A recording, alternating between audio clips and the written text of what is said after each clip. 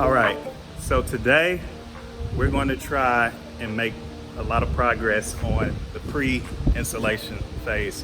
That's what we've been through these few couple of weeks. Actually, I took a break for 2 weeks just to kind of regroup, try and figure out what are my next steps.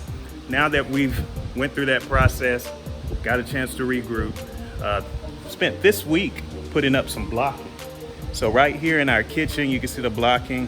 That's so that we can secure the cabinetry to the frame of the home, both our uppers and our lowers. Also, if you remember from our first video when we did the window installation, there's still work to be done with the windows. We still have to foam around the windows to provide insulation in the gaps that's left within the rough opening.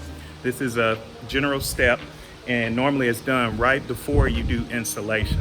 So that's one more step that we have to take, just kind of spray foaming around the windows that we installed. Also, the bottom plates and the top plates, we're gonna seal those off with caulk. Also our corners, we're gonna seal those off with foam and caulk.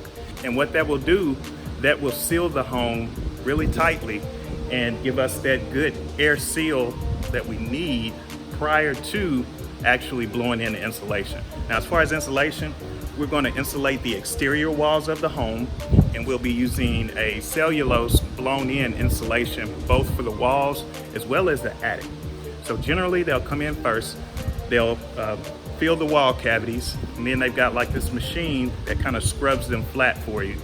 After that, it'll be ready for us to put up our drywall, and that's when we can really start working on the finishes inside the home. But there's still a bit to do before we get to that point. I know my concern has been around making sure that we have everything that we want and need inside the walls before we actually close up the walls. So things like wireless access points, where we're gonna put those. We're looking to do a whole home audio system. So I've got some speaker wire that I wanna run. I'll do a separate video of that system once it's time to get it installed so you can kind of see what that looks like. But if you think about it, this space that I'm standing in now, this is our great room. And inside the great room, this is a 20 by 16 area. We'll have a television in here, and then it's open to the kitchen and the dining area. So imagine if someone is sitting at the dining room table or at the island in the kitchen and they're watching TV. Do we want to hear the TV blaring in the living room or great room area? Or would we rather be able to control the volume from the kitchen and only have the kitchen speakers pick up the volume on the television? Or say you like playing your music and you want to play your music throughout the entire home, or maybe you want to select which rooms you want to play that music in.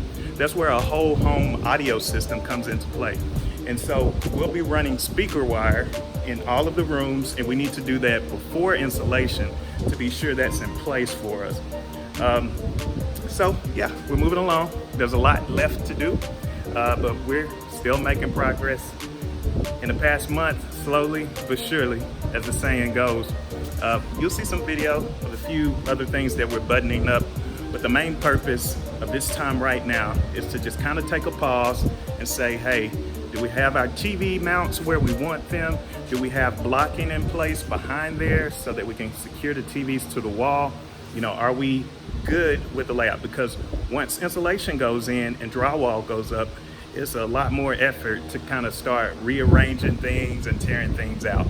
So we'll continue with this for probably another 2 weeks or so, and then we'll get a chance to really get into the fun stuff of seeing the drywall go up, see the trim go up.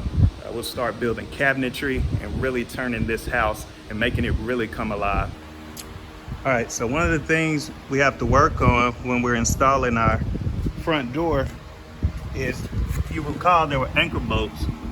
Well, if you look now, there's no anchor bolt here because we had to cut it off in order to fit this door into place. But for a long-term solution, we still want to make sure that there's an anchor bolt here. And see, I'll give you, that's what, if you recall from the video, that's what the anchor bolt looks like. Well, so what that means is we need to drill a hole and place an anchor bolt right here. To help me do that, I picked up this right angle extender, and it's gonna help me to fit inside that space. Basically, see, when I start it, it starts to drilling. We can use that to go inside of here and drill that hole. Once the hole is drilled, here's the anchor bolt here. We're gonna take that sleeve, it'll drop in there, and then when we tighten that nut, it'll expand, and that expansion will basically grab hold of the concrete around the foundation and kind of lock it all in. So that way, we'll have our anchor bolt for this side of the door. So I'm gonna get started on that now.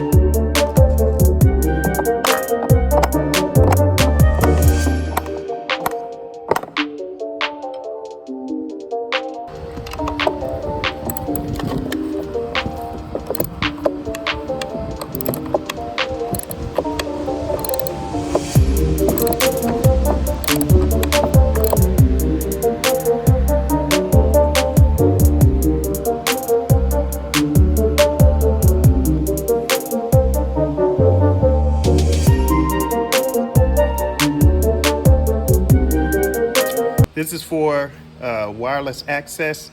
We're gonna mount this to the ceiling so that we can hang a wireless router or access point up there for this side of the home.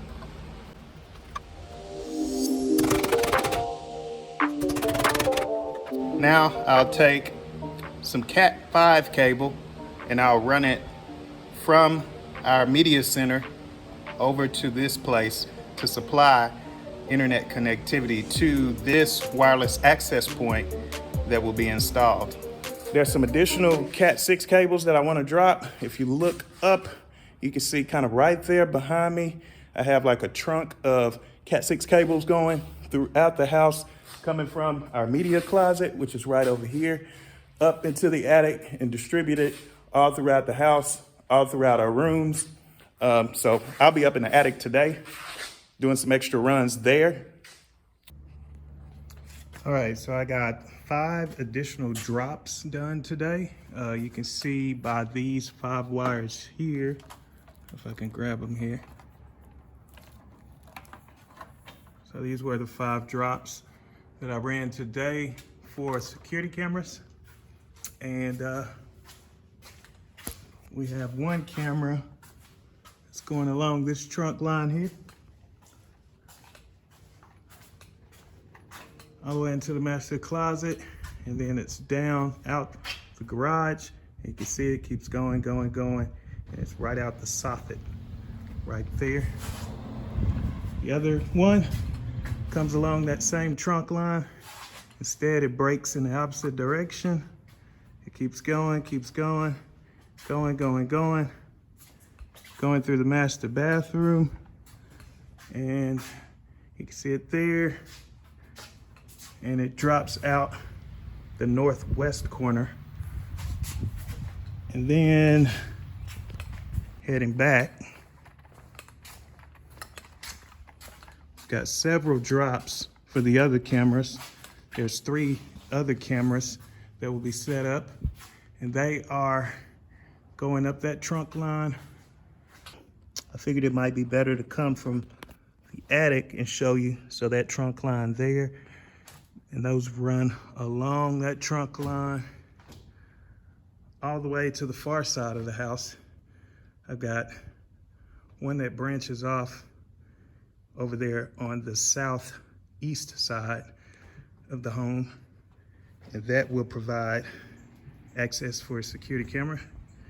And then this trunk line continues.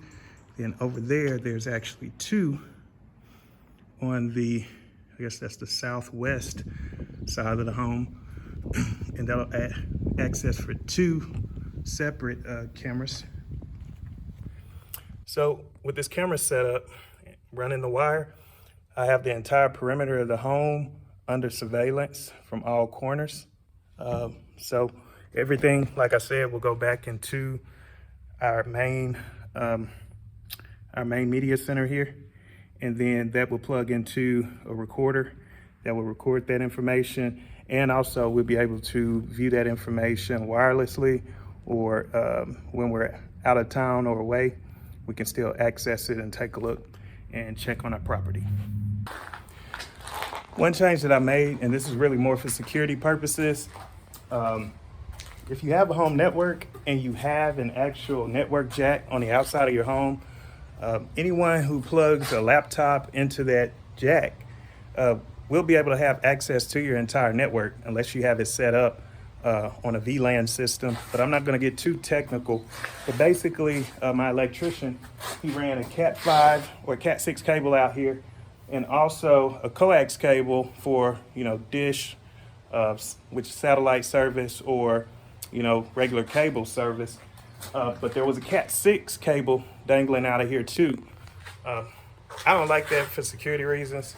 If I want access to internet in my backyard or the outside, I'd rather do it wirelessly and have that locked down with a password required to get onto the network. So what I did is I took that cable and I pulled it back through to the other side. There's the cable right up there, that blue cable that you see running there.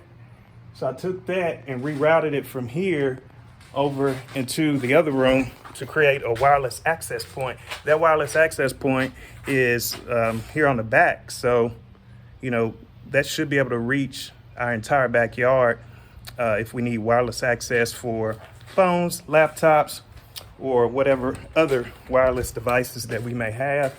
We'll come inside real quick and I'll show you where that now runs. So